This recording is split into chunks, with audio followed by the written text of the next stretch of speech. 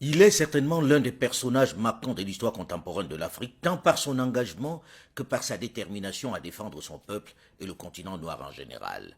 Arrivé à la tête de la Haute-Volta à la suite d'un putsch perpétré par son copain et un groupe d'officiers, il va inspirer une révolution qui va définitivement changer le visage de ce territoire sahélien brûlé par le soleil.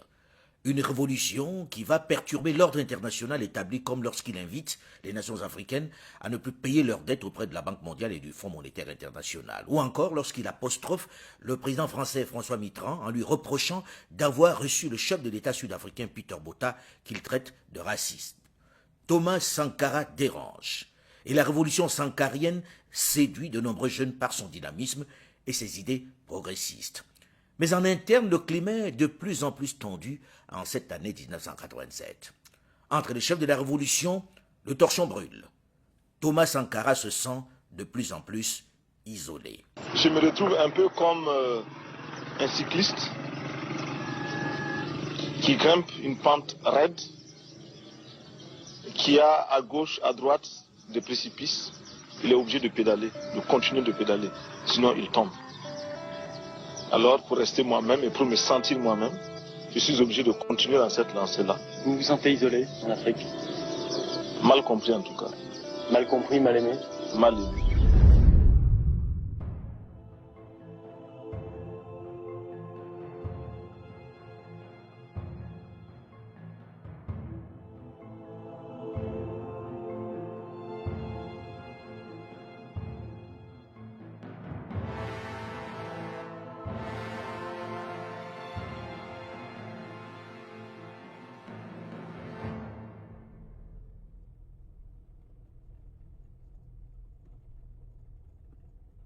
Ce 15 octobre, un jeudi, jour du sport de masse, le président du Faso, Thomas Sankara, après une courte sieste, a rendez-vous au Conseil de l'Entente pour une réunion sur la création du parti.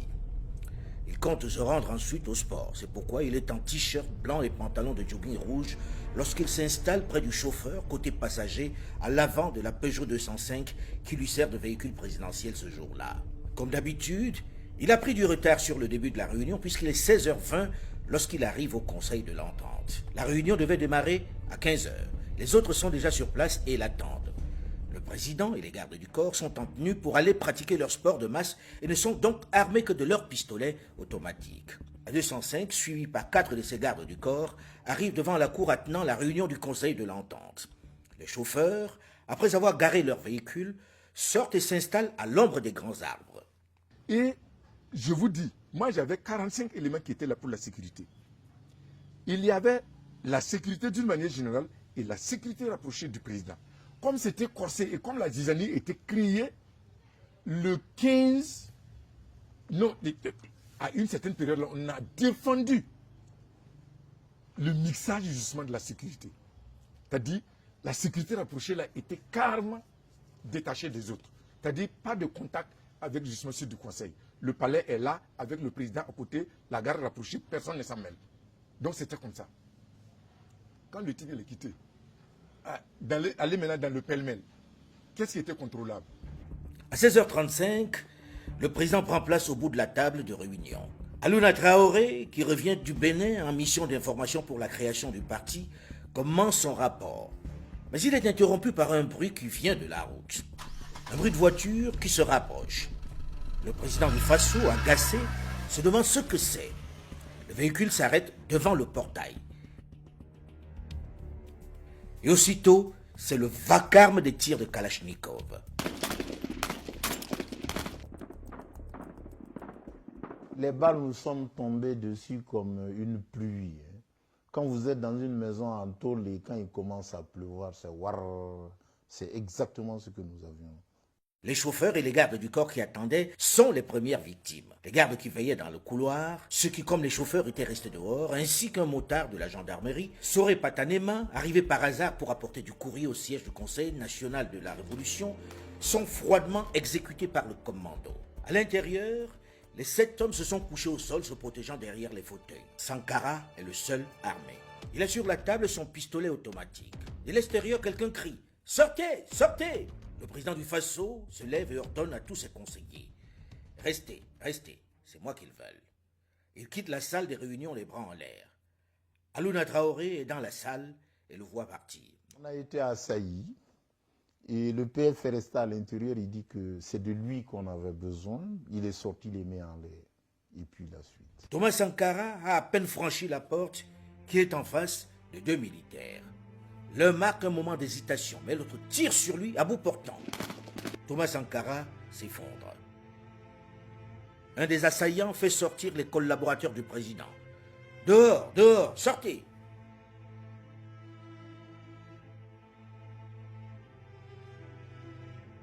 Une fois à l'extérieur, devant la détermination du commando, apeuré, l'un d'entre eux essaie de retourner dans la pièce.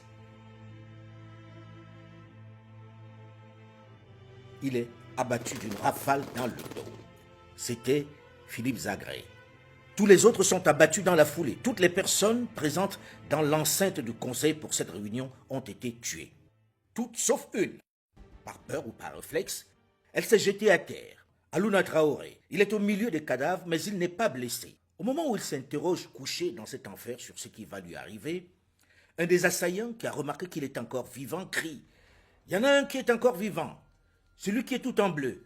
Lève-toi, lève-toi !» Il se met debout, mais on lui intime à nouveau l'ordre de se recoucher. Pendant ce temps, les autres tirent en l'air pour laisser croire à ceux qui sont à l'extérieur que les combats font rage dans l'enceinte du Conseil de l'Entente. Un des putschistes s'avance vers Alouna Traoré. Il le connaît bien puisqu'ils font du sport ensemble. Et il se souvient de lui comme faisant partie de la garde du numéro 2 du Faso, Blaise Compaoré. Il lui annonce qu'il va l'achever. Mais un autre qui est visiblement le chef du commando s'interpose. L'un d'entre eux lui fait remarquer qu'il a tout vu et qu'on ne peut pas le laisser partir comme ça. « Tu vas rejoindre les autres, lui dit-il. Alouna Traoré est dans un brouillard. Il ne réalise visiblement pas ce qui lui arrive. Alors il demande une chose surprenante. Il veut faire pipi d'abord. Oui, il veut faire pipi avant qu'on ne le tue. Il faut dire qu'il connaît la majorité de ses agresseurs. Mais quand même. Pour la petite confidence, j'ai simplement dit je vais uriner. Pour moi, je pensais qu'après les urines, c'est fini, j'allais rejoindre les autres. Et puis, bon, j'ai vidé tout ce que j'avais dans mon organisme ce jour-là. Et puis après, rien ne m'est arrivé. Je suis reparti à la maison. Mais j'avoue que je revenais de loin quand même. Après, au lieu de le tuer, on le fait monter à l'étage où il rejoint les autres qui n'avaient pas assisté à la tuerie et étaient retenus dans une pièce au-dessus. On ne savait pas que la violence avait atteint un tel niveau. À ce niveau-là, je pense que ceux qui venaient avaient leur mission était arrêtée. On ne négocie pas dans ce cas-là. Bon, vraiment, c'est fort, c'est fort. Quelques instants après être monté à l'étage supérieur, où il a eu le temps de se débarrasser un peu du sang qui l'avait éclaboussé, lorsqu'il risque un regard par la fenêtre, au moment où il entend des voitures manœuvrer pour quitter le Conseil de l'Entente, il voit que les 13 cadavres ont disparu et que la cour du drame est en train d'être nettoyée à coups de grands jets d'eau. Il est le seul survivant de ce massacre. C'est un devoir pour nous d'arranger sa tombe, de respecter sa mémoire. Vous avez des regrets? D'avoir perdu un ami, bien sûr. Et un regret aussi qu'à un moment de sa vie, il ait pensé à nous liquider. C'est dommage. Ouais, c'est dommage.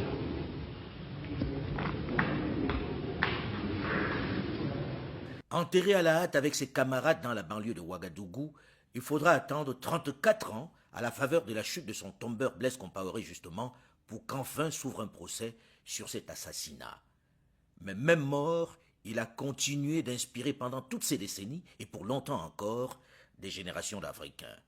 Un modèle dans son engagement pour la cause panafricaine qui a su placer le Burkina Faso sur la carte du monde.